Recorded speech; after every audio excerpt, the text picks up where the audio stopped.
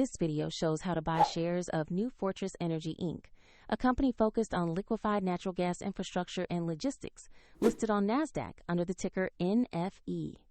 This is for educational purposes only and not financial advice. To buy shares, you need a broker, and I will use eToro as a neutral example to demonstrate the steps. After registering, you will need to verify your account, usually with an ID document, and add funds to place orders.